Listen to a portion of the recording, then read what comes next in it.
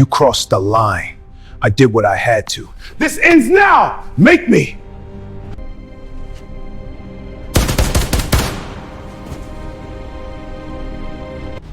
They're here. We're moving in now. Flank left and right. Weapons ready. No mistakes. Let's move.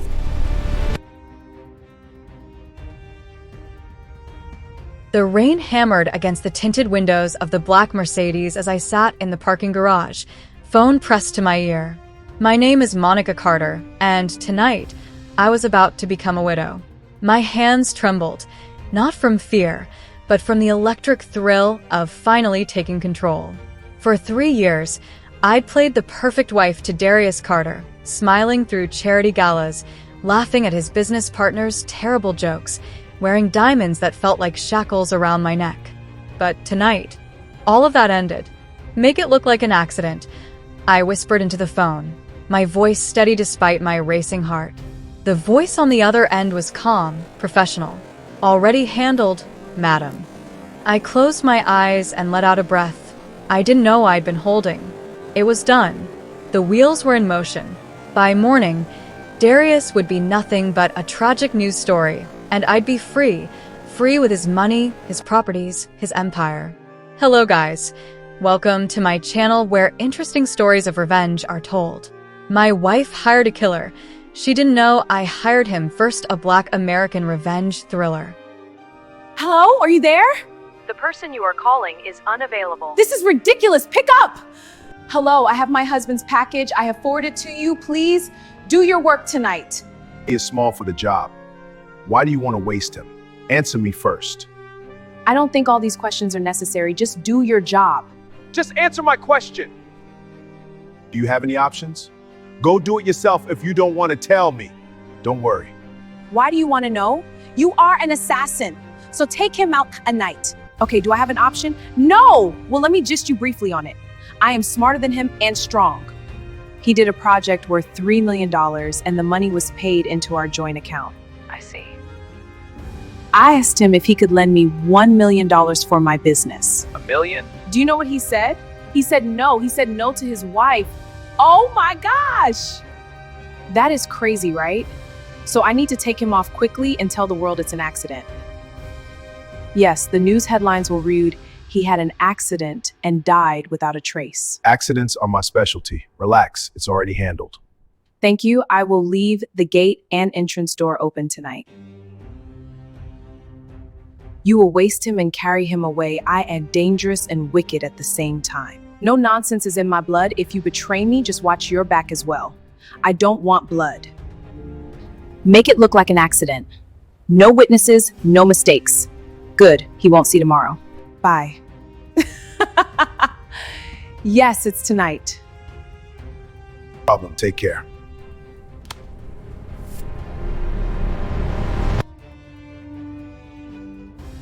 Don't forget to like this video, subscribe, share it with your friends, and drop your thoughts in the comment section below. I ended the call and stared at my reflection in the rearview mirror. Designer makeup, flawless skin, hair styled to perfection. I looked like success. Soon I'd taste it too. The man I'd hired called himself Reed. No last name, no background checks, no trail.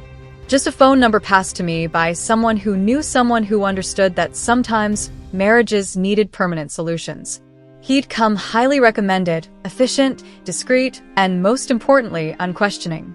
Our first meeting had been brief. A coffee shop in Buckhead, midday crowd providing perfect cover. He'd looked ordinary, forgettable even medium height, dark jacket, eyes that revealed nothing. But when he spoke, I heard the precision of someone who'd done this before. Payment up front, he'd said. Half now, half when it's confirmed. I'd slid the envelope across the table without hesitation. $50,000 in cash. Blood money, some might call it. I called it freedom. How will you do it? I'd asked. He'd smiled then, just slightly. You don't want details, Mrs. Carter. You want results. And you want deniability. He was right. I didn't need to know how Darius would die, just that he would. Now, sitting in my car as rain drummed a rhythm above me, I replayed our conversation. Reed had asked surprisingly few questions. He hadn't questioned my motives or tried to talk me out of it. He simply took the job like any professional would. That should have been my first warning. But I was too focused on the future I'd planned, the one where I inherited everything Darius had built. The real estate portfolio spanning 3 states.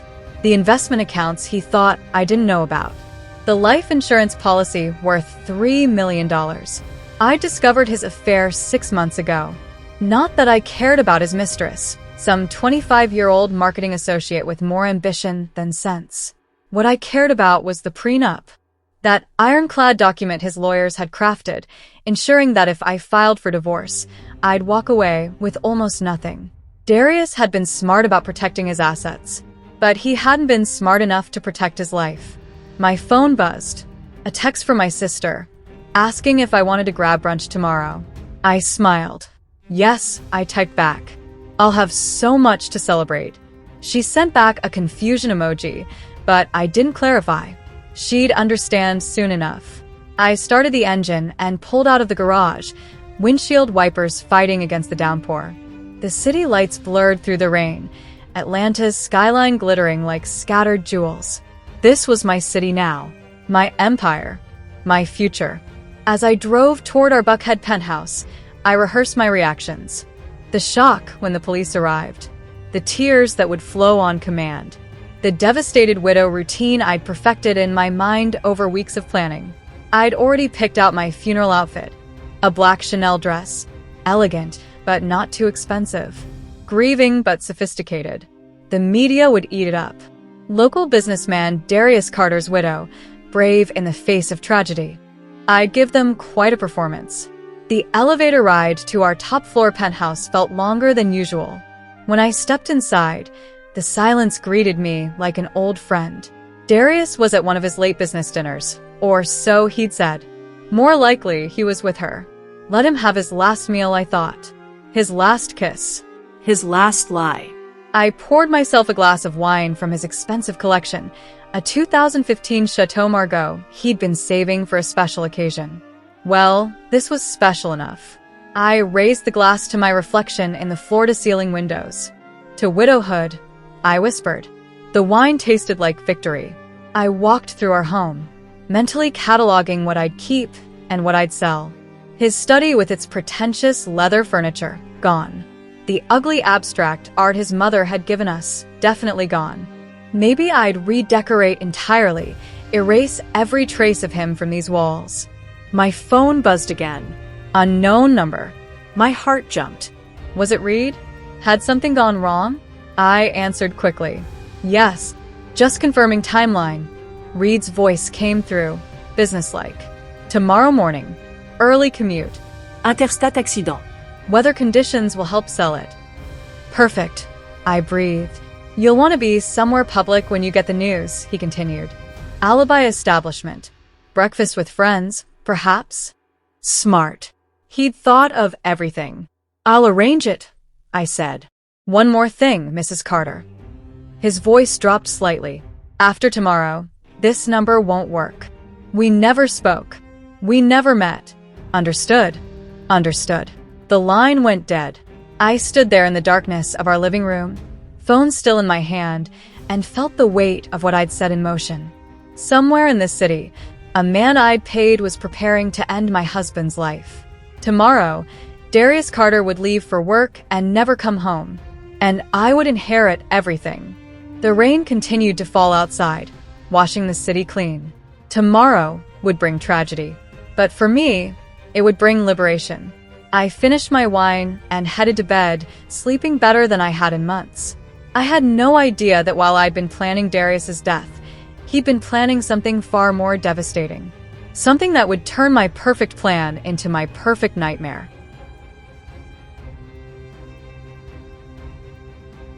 The man already dead. 2 weeks earlier, I sat in my penthouse office, swirling bourbon in a crystal glass, and I knew my wife was going to kill me. My name is Darius Carter, and I'd built an empire from nothing. Real estate, investments, development projects that reshaped Atlanta's skyline. I clawed my way up from the bottom, and I knew predators when I saw them. Monica thought I was blind. She thought I didn't notice the shift. The way her kisses became mechanical, her smiles rehearsed, the way she'd stopped arguing with me about anything, suddenly agreeable in a way that made my skin crawl. Love doesn't die quietly. It screams. It fights. It leaves scars. But indifference plots. I'd first felt it 3 months ago. We were at a charity gala, surrounded by Atlanta's elite, and Monica had her hand on my arm, laughing at something a councilman said. But her eyes were calculating, measuring, like she was already spending money I hadn't died to give her yet. That night I couldn't sleep. I lay beside her, listening to her breathe, and I thought about our prenup. The one that protected everything I'd built. The one that meant if she left me, she'd walk away with barely enough to cover a year's shopping habit. Monica knew that document by heart. She'd read it carefully the day she signed it, her jaw tight with barely concealed anger. She wasn't going to leave. She was going to bury me. I started paying attention after that. Really paying attention. The late-night phone calls she took in the other room. The way she'd started wearing more perfume. Dressing nicer even when we had no plans. The mysterious lunch with friends that lasted for hours. First, I thought affair. I could have lived with that. Hell, I had my own indiscretions. But then I noticed her researching life insurance policies. Asking casual questions about my health, my stress levels, whether I'd had my heart checked recently. That's when I knew. My wife wasn't planning to leave me for another man. She was planning to put me in the ground. I sat in my office that night, city lights sprawling below me, and I made a choice. I could go to the police with my suspicions, but suspicions aren't evidence. I could confront her, but that would only make her more careful. Or I could do what I'd always done in business. Stay 3 steps ahead. I needed protection. Not bodyguards, too obvious. Not police involvement, too public. I needed someone who understood the game Monica was playing. Someone who could infiltrate it. Took me 4 days to find Reed. My security consultant, a former FBI agent I kept on retainer, gave me the name with a warning. This man doesn't work for the law, Darius. He works in the gray. That's exactly what I need, I'd replied. We met in an industrial warehouse in southwest Atlanta. You crossed the line. I did what I had to. This ends now! Make me!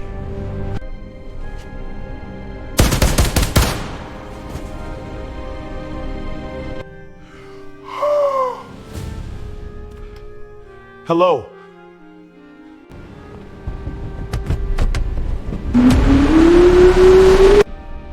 Boss, I appreciate you. That was your wife's voice. What should I do? Should I still come for the job tonight? We'll discuss it. My wife is a fool. I am 100 times ahead of her. I appreciate you. You will come and do the job tonight. Don't worry, I have plans. The kind of place where conversations stayed private. Reed emerged from the shadows like he'd been part of them. Average height, unremarkable features. The kind of man you'd forget 5 minutes after meeting him. Perfect for his line of work. Mr. Carter, he said, extending a hand. I understand you have a problem.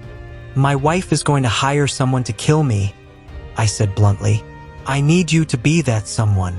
Reed didn't flinch, didn't ask if I was sure. He simply nodded, pulled out a chair, and sat down. Tell me everything. I laid it out for him. The prenup, Monica's changing behavior, the life insurance, the pattern of a woman boxing herself into a corner with only one way out. She hasn't approached anyone yet, I explained, but she will. And when she does, I need it to be you. Reed leaned back, studying me with those flat, professional eyes. You want me to stage your death. I want you to make her believe she's gotten away with murder, I corrected. I want her confident, comfortable. I want her to confess to a crime she thinks succeeded. A slow smile crossed Reed's face. That's ambitious. Can you do it? For the right price.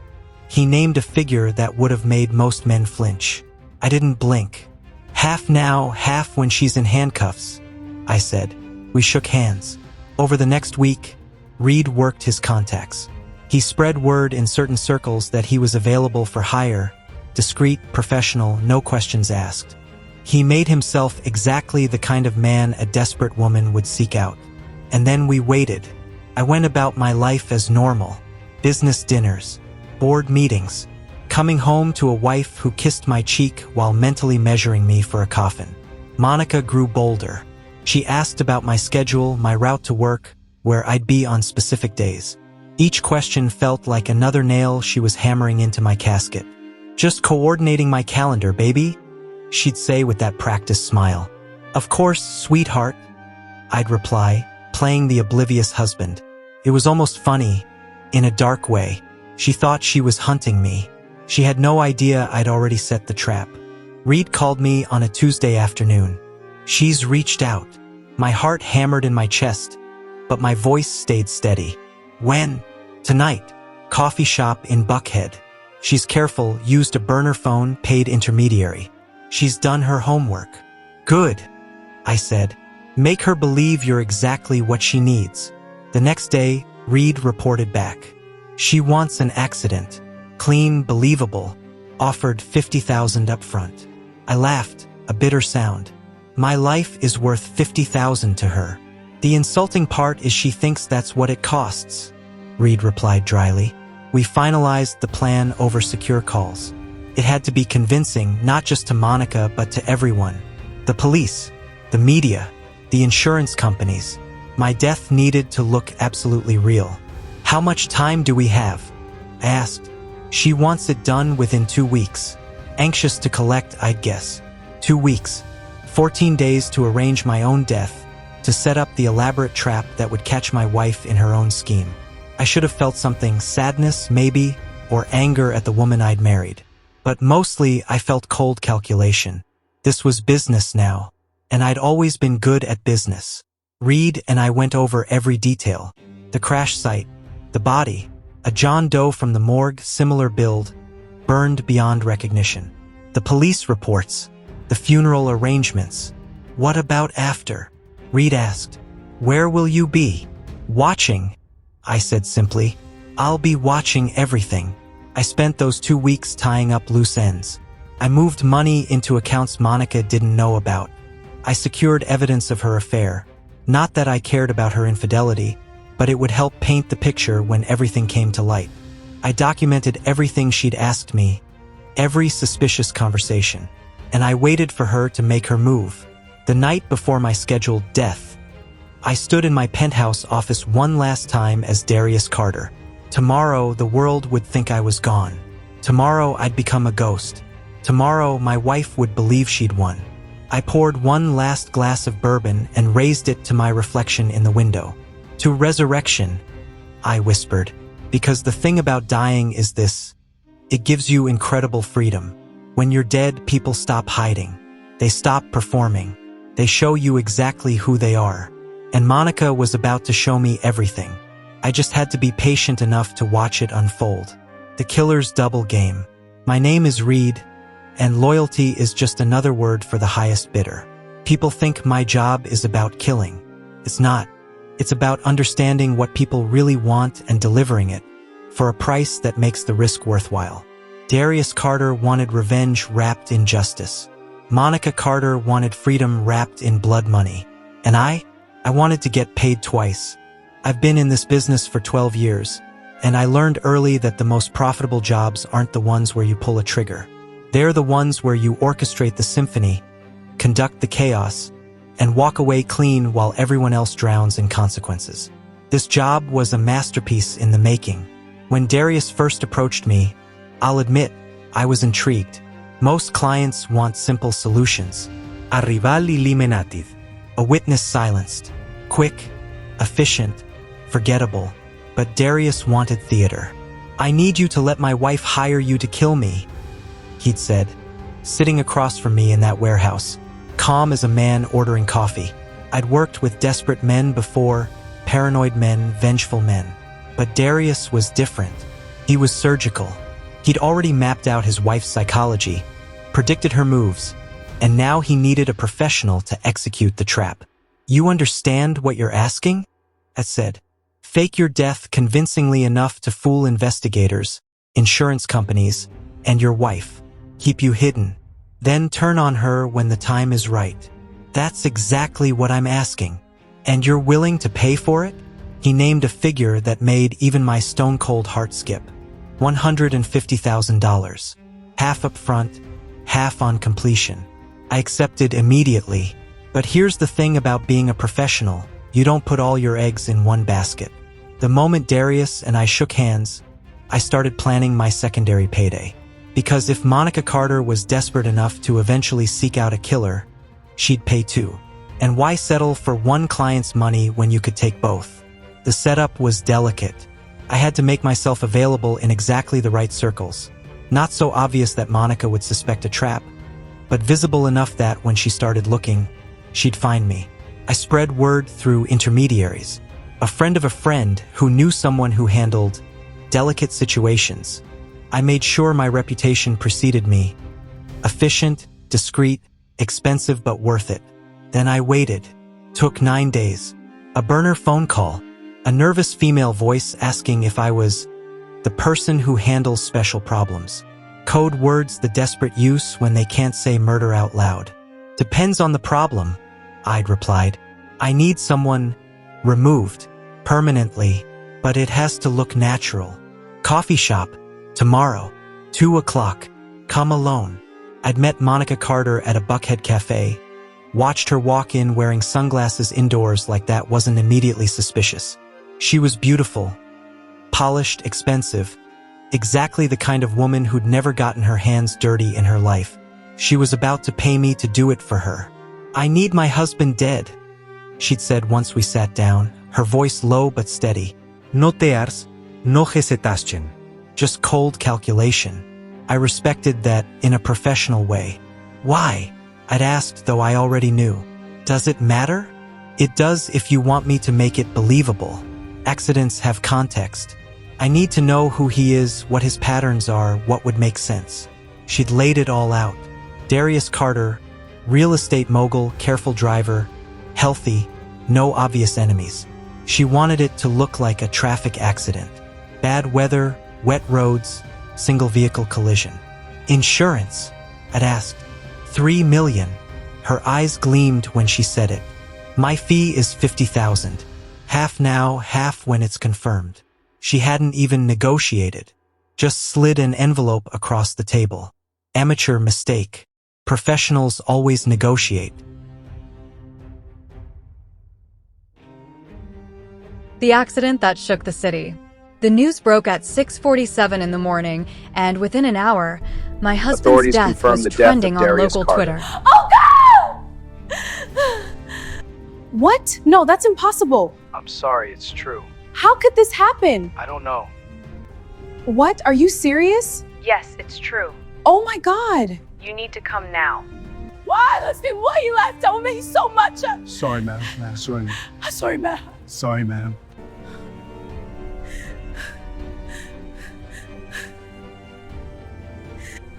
I can't do this anymore. Hey, it's okay. No, it's not. Hey, we're here for you.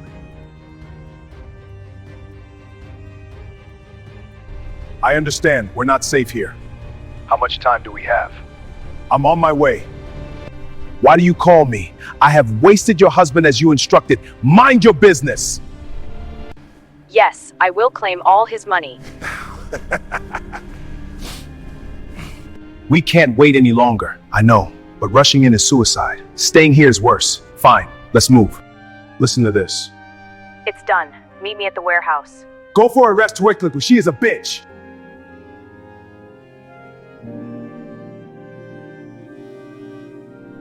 Footsteps, I have to get the gun. Drop your gun or you are dead! Okay, okay. You are such a wicked woman. I hate you. Take her away. Husband, forgive me. I can't believe you did this to me. After everything we've been through, how could you?